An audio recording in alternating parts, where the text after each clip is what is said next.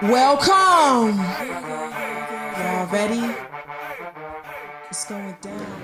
Akisha Lockhart here for She's Got a Show, and joining me on this episode is a guy that is doing such amazing things in the city of Chicago, and his resume is just so lengthy that I'm going to let him explain exactly what he does. But for you all out there, you may have seen it, the K, the W, the O, the E, he has it on his hat. It's KWOE. He's joining me today. How are you doing?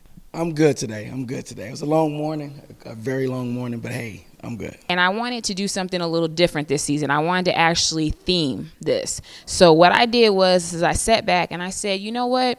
There are a lot of people in Chicago that are doing amazing things in my network, and people that I have not officially, had a chance to really work with or anything. But you're one of those people that I think really brings and shines a positive light on the city. And when I look at the national, you look at the news and you see all the violence and the different things that are going on, I think it probably scares a lot of people that have never been to Chicago and may not want to come. So as a journalist, I feel like it's only right to show that other side. And I think that you are a great example of that other side. So please let the people out there know exactly what you do, because you're a man with many hats. Oh, well, a couple things that I do. I'm an entrepreneur. I'm a man of God. I'm God-fearing, first and foremost. I always have to put that out there. I'm a recording artist. I own a couple businesses. I own part owner of a bar. I'm into real estate, music with my DPMG team, Level Next music team. So it's just a lot of hats. And I'm a father. So. See, that's why I wanted him to actually tell you guys, because that resume is pretty lengthy, but he's doing some incredible things. And I want to know, because you're a native of Chicago, you're from here. I want to know, what do you want people to know about your city? Can you just kind of just tell us in a nutshell something that people need to know about Chicago? Well, one of the things is, the biggest misconception is that, you got black people, African American, whatever you want to call us. Everybody thinks that we're just standing around shooting one another. When you think of Inglewood, or you think of the West Side, you think of certain areas of the city, people that are not from here, they be like, oh, the first thing when they ask, where you from? You say Chicago. They go, oh, wow, people are getting shot. Aren't you scared to live in Chicago? I'm like, it's not what the media is saying. Some of the media is saying that's not true. It's a beautiful city. It's a place where if you go into some of the neighborhoods like Inglewood, or you go into the Garfield Park area out west where I'm from, you will see that a lot of people do care about each other. You will see that there's a lot of people like KWOE. Like, I ain't the only one. I can't take all the credit for being, the way that I am. It's a lot of people that influence me to be this way, to want to give back and to want to show that Chicago is an amazing city. And to the people out there, if you haven't been to Chicago, come to Chicago, because this is an amazing city. It's a lot of talented people here, like this young lady sitting right here with me. She's very talented, and I tell her that all the time, every chance I do get. And when I see her out, she's always doing things like this, trying to do something different than what most media outlets are doing. So make sure y'all tune in. Tune in. Well, I really appreciate that. I do. And I just want to thank you for being such a big support to myself and my team, because it means a lot, because I know that you're out here and you're hustling and you're doing your thing. So it's definitely appreciated right back here. But something else that I love that you do, and I think that, more people need to know about this, and they need to get involved, is you work with kids. And so I want you to just talk about, maybe something that's very interesting. One thing that you found interesting with working with them on the reason why they say that the violence is going on, because a lot of the pinpoint of it it's been police brutality, yes, but it's also been, the youth. So are they talking about stuff in schools to you that maybe you can share with us that people don't know?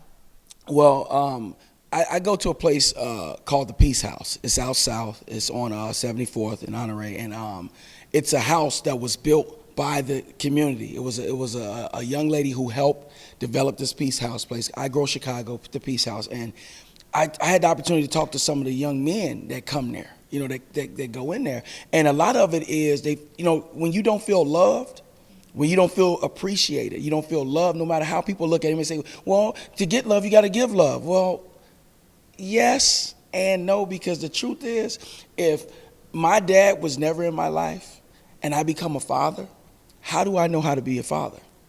How do I know how to be a father? Someone has to do it to me in order for me to understand what it is. So it's the same thing with love. Like, in order for me to understand love, somebody has to give me love. I have to feel love too. And a part of it is really accepting it. You got to accept it. So talking to the kids and talking to some of the teenagers, they just really feel like don't nobody care about us. Because when there's killings going on around that place, nothing happens in front of this place. Nothing. They respect the Peace House. But when you go a half a block over or 2 blocks over, the violence is crazy. So if someone gets shot and it takes the police forever to really get there, or if someone gets shot and they land down, it takes the ambulance forever to get there, you're starting to believe that don't nobody care. Like, at some point, you're going to start feeling like, man, why is this happening? Because I'm not the one that's out here killing anyone. I'm not out here doing anything to anyone. Another thing that the kids talk about is, like they fathers not being there. Lack of black male role models. That's something that's real big. When I speak to the younger kids at the different schools that I've been to, like I go to a school by the name of Hunter Perkins. I go there all the time. And they really, daddy's not there. Daddy, I've had little bitty kids that are like 6, 7 years old say, my dad is in jail, or my dad got killed. When I get to talking about not having my father, you see the look in these kids' eyes. They're watery. They're crying, sitting at their desk crying because they hurt by that. It really pays a toll on you. And if you got to go 5 more years without daddy, 10 more years, 20 more, the rest of your life, it builds up. If there's no positive, if you have no one that you can look, that you see a black male, I'm not talking, mama always gonna be there for the most part. Mama always there. I don't care who you is, mama is always there. But when you talking about daddy, every little girl needs their daddy. Every little boy really needs their daddy so that he'll know how to be a man, like learn how to be a man.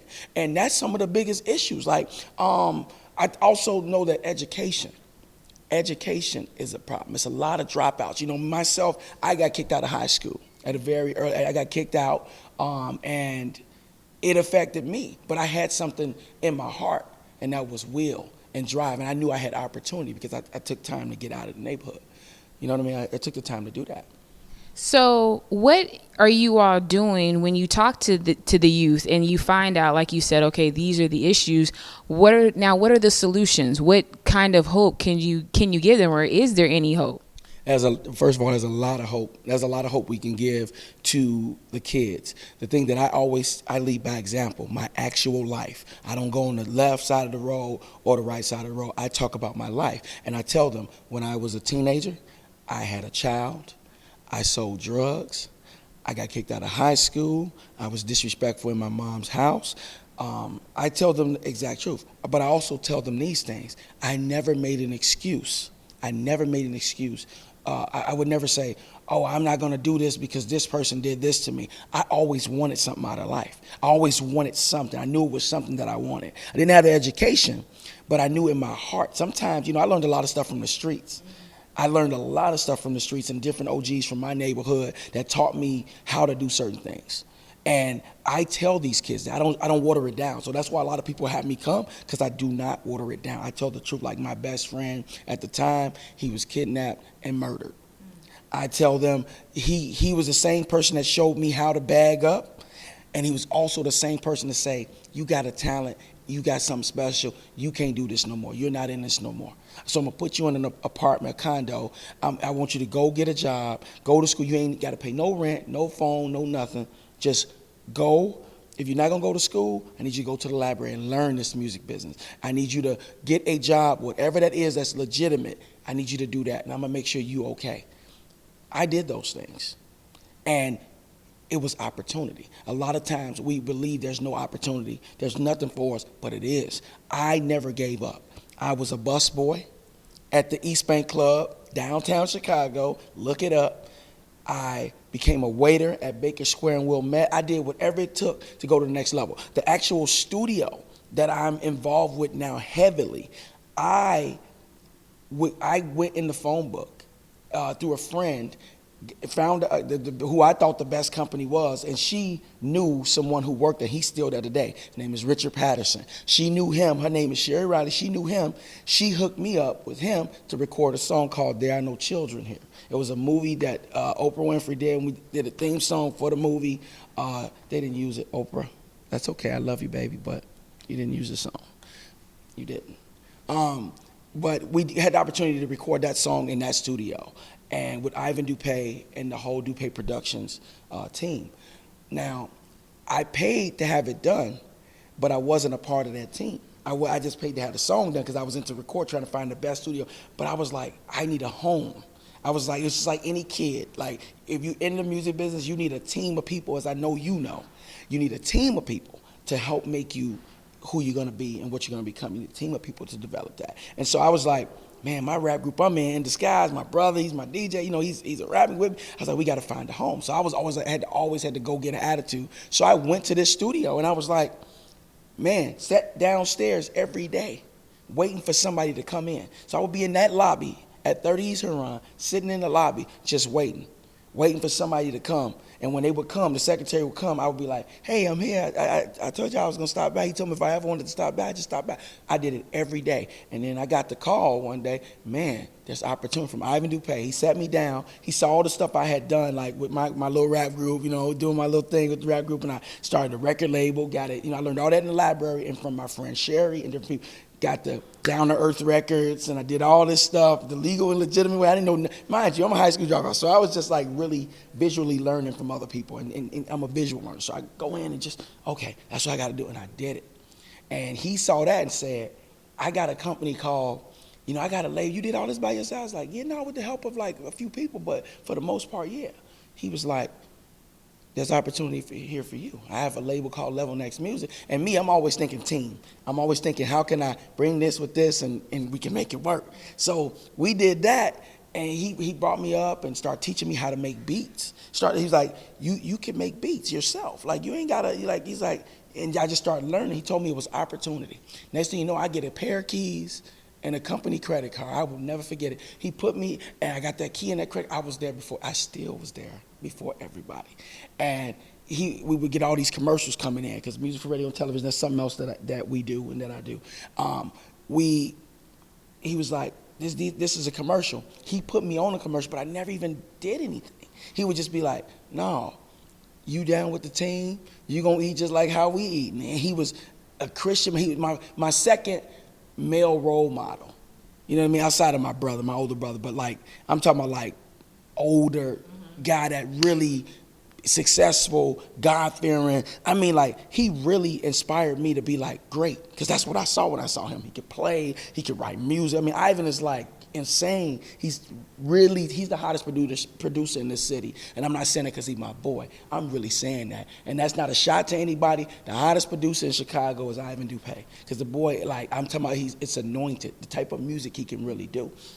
And he turned me on to it, put me on a commercial for Cadillac. It was like SUV, Oldsmobile, SUV with a PhD. That's all I had to say. Literally, he put me on my first commercial. All I had to say was SUV with a PhD, right? Y'all, I got a check, and I had never seen legitimate money, you know what I mean, like this. I got a check in the mail. I think my first check was from him, from the company. I think it was like $1,500 or something like that. It was like $1,500. And then I got a check in the mail from CFM. That's the union for, you know, Chicago Federation of Musicians, and this the AFTRA. So I got the first check. The first check was like, I want to say it was like $7,400. It was like a crazy amount. And I couldn't believe it. I remember holding the check. I got a picture. It was just a crazy amount of legitimate. I had never seen a check to me, or, you know, it was always cash on the table. You know what I'm saying? And so to get that check, and I could not, but all I said was H, and I called him up. I said, I think we got a mistake. I was serious. I think this might be a mistake, man. I got a check in the mail for all this money. Did they make a mistake or something? I didn't want to cash the check. Went to the studio, said, no, that's yours. Went to the studio, man. I remember just telling him, hugging him and telling him I can't believe. And I said, I got paid that? He said, no, wait, just wait. You're going to get more, because it was a national commercial. Right. Them checks was, y'all, I could not believe. And then we did so many others like that over the year. Like, I could not believe. So it made me see I had a different outlook as an artist. Okay. You know what I'm saying? I had a very different outlook. Like, it wasn't about just getting on the mic and rapping. Wait, there's a real music business happening. Like, and that's how I got turned on to the real music business. Because you know, most people want to be famous and just want to get up on stage. I want everybody to know my name. I started thinking a little different because of Ivan and the whole company. Like, there's a business in here. You can make a pretty good living without ever touching the stage if you never get the opportunity to be a famous rapper or whatever. I can write. I can do music. So that was the thing, the turning point for me in my life. That was the true turning point where I was like, wow, like, this world exists with black people. Well, I think everything that you just said is amazing and a beautiful testimony. And I think, you know, something that I really appreciate, quote, about you is that when someone starts getting paid that kind of money, it's easy for them to be like, you know what, I'm set. I don't have to continue to educate myself. I don't have to, like, this is it. Like, I made it. I didn't finish high school, and you didn't go to college, but I look at you now and I see your posts, and it's like you decided you're in the process of getting your GED. Yeah. So what I want to just say is that, you know, I appreciate that about you, and I'm sure a lot of people do, because you could have said, you know what, I'm older now, I'm making the money, I don't have to do it. What made you decide to finally say, now is the time for me to go back and continue and finish this? When I started going out, it was always on my mind all these years. Like, you know, I always felt, you know, having children and just seeing, you know, other educated people that I would come across, from Ivan to DJ at Genre. These are people who have been in my life. Taylor Mallory, a lot of people around me who all went to college and finished college. Richard Pat, all of them. Everybody at Level Next Music except for me. And it was always on my mind. I said, you know what? I'm out here speaking to these kids. I do it all the time. I'm not a weekend dad with the kids I go speak to. I do this seven times or more a month. And I go back to the same places. And I had to, as I'm in these schools and I'm talking to these kids, I'm looking in their eyes and I'm like, I see the hope in them. I can give, they looking at me like, I see hope in KWOE. And I'm like, I can give them some more hope. Let me fix something that was always burning in my heart and in the pit of my stomach. Let me get my butt in school. Let me go to school. Let me go get this GED. And I was thinking about college courses and stuff like that too. I'm thinking about it, but you know, a lot of my time is consumed with owning Flow Entertainment. I do, you know, I don't know if I mentioned it earlier, but I do a lot of bar mitzvahs. I book out 3 years in advance, and I run the company. So it's a very busy business with all the other stuff I have going on. So I had to do this G. This is the one thing I had to do truly for me first, and then for all the kids I was looking at. Like, this is gonna be the proudest moment, and y'all invited. You know, I've been filming this. Like, I get to walk across the stage and I get my diploma. Y'all don't understand. This is bigger than any money I could have ever made, any song I could have ever did, anything that I could have ever invested in. This means more to me than that. Like, I'm so happy. Like, y'all don't understand. And y'all know tomorrow I take my math test, my math portion of the GED, and it's my second time taking. I failed it, and when I pass tomorrow and take the March 1st, I take the test. I pass, y'all. I graduated in May. I walked the stage. Like, they was like, you can get the paper. Thank you. They was like, you can get the paper. I was like, man, I don't want no paper. Don't mail me no paper. I won't. They was like, no. We'll mail it to you. You still can walk across the stage in May. I was like, I want to walk. I want my cap and gown, because you get your cap and gown. So I know this may sound funny to some people, but I don't care, because I'm me. I'm real good in my shoes. I'm actually going to go on prom. I'm going back, because I spoke at my old high school recently. And I told them I never got to go on prom because I got kicked out and never came back. So I want to go on prom. So I'm going to hop in a Lamborghini. I'm grabbing wifey. I'm grabbing wifey, and I'm going to get my little ruffled tux. I'm going to get something real funky, a real funky color, like light powder blue. I'm going to do something real funny. And I'm going on prom. We're going to be matching. I'm going on prom, and I don't care if nobody, because I always thought about it all these years. So I'm doing it. I'm getting this GD, y'all. Do you see why he's a guest on the show? Because this is truly a man right here that is walking in his purpose. And again, for all you out there that, you know, think that, again, Chicago is a city full of hate, This man sitting next to me is so far from that, and he's from Chicago. This is Chicago right here. It's about getting back up when you fall and making it happen and being a person of your word. So I'm telling you already, congratulations. You know, speaking in existence, the test is already passed. Continue to put God first, do your thing. But yeah, you're amazing. So just keep it up. So what do you see? Where do you see yourself? Like, where would you like to see yourself? And let's say even short term, like 3 years, not even 5, but like 3 years. Where would you like to see yourself? I actually started a foundation called the KWOE Foundation, and it stands for Kareem Wells of Excellence, helping other people excel. So the KWOE Foundation, I'd love to see about $10 to $25 million in the account, and I would love to be able to continue the partnership with a lot of different organizations and help them out and help them build up the different communities. I would love to help build up the different communities. And one of the other things that I'm thinking about, the Peace House was something that really touched me and inspired me, and that's on the south side. I'm from the west side. I would love to put a Peace House right in front of, right on the land where where my apartment used to be. The building is no longer there. It's just an empty lot, and it's in my own neighborhood. I would love to help build a Peace House or build something similar to it. That's something that's been put on my spirit. Everybody around me from, my Level Next team, I always speak about my team because that's the reason I'm where I'm at right now is because of my team and the support that I get from the foundation. So I would love to see the new way of being an artist at the forefront of the music industry, and what I believe the new artist is, and what a lot of my counterparts and people I work with believe, doing good first. Okay, I'm talented.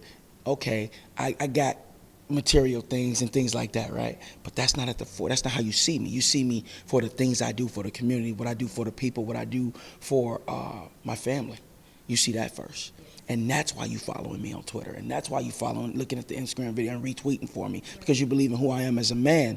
And then you see he owns the bar mitzvah company, the DJ company. He's with Level Next Music. He does all the other things that most people look at first. And I believe that's what I see in 3 years. And I'll get an award for it, and I'll get blessed in many different ways for it. That's what I see in the next 3 years. Just being a better man. I like that. I like that very much. So we're going to wrap up the interview right now because this man, he's busy. He just told you he owns he's not a businessman. He's a businessman. So we're going to wrap this up. So I have one more question for you. So I wanted to kind of do something fun this season, and I'm trying different things with different guests, trying to get out of my comfort zone. I freestyled.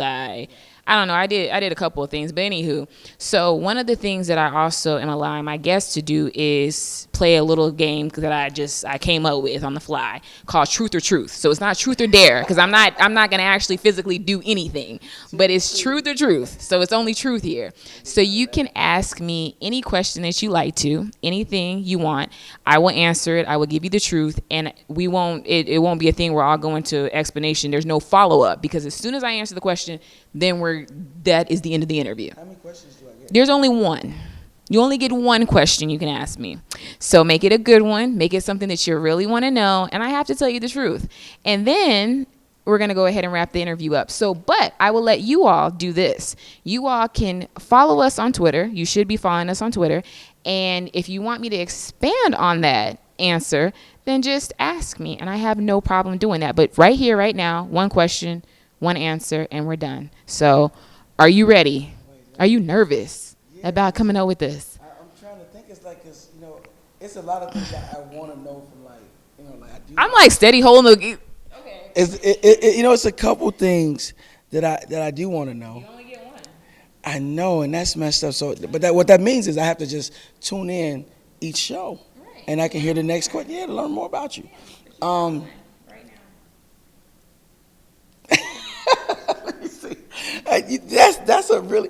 That's very genius of you to do this after your show. I'm serious, because now it makes you go like, what? I had only maybe a minute to think about it. So let me see. Let me just take 3 more seconds. Okay, 3 more seconds. Okay, I'll just do this because I know you're beautiful. You have amazing skin and beautiful eyes. You just beautiful. This is a beautiful woman. So here's a question I'm going to ask for everyone else. because I'm already, my heart has been snatched by a lady, and I just had a baby, by the way. I just had, she's 3.5 months. Her name is Cadence Lyric with my wife, and I'm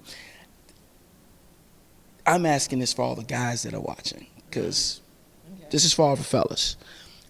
Are you married and involved? That's one question. Am I married and involved? That's an interesting question, though. Like, am I married and involved? Like, or involved? Okay, I am not. There's no rings on my finger, the finger that it needs to be. I'm not married, and I'm not involved. So yeah, that's the answer to the question. That was a good one. This is a different one. Did good. I know that a lot of guys want to know that, like, because when I see you out, like, it's times I've seen you out, and I don't think you've ever stepped out of the house with any ugly on you. So I had to ask this for the guys out there that's watching your show, and for people when they see you out, they like, wait a minute, I got a chance. Because when you have a pretty girl, like, I was almost afraid to talk to my wife. Like, when there's a pretty woman, sometimes you can get a little like, I don't know, but I'm scared to go up to her. But they need to know though, so now y'all know y'all got a chance. She's available, and I know you got. I don't know if we can say that they have a chance, Quo. It depends. We don't want to give false hope out there now, do we? There's some standards, right? I know they high, right? You got high standards, because I got high standards. I have real high standards. You got high standards? I think that's the end of the show, though. You all know me. I'm Akisha Lockhart. It's your boy Quo, y'all. Quo, yeah.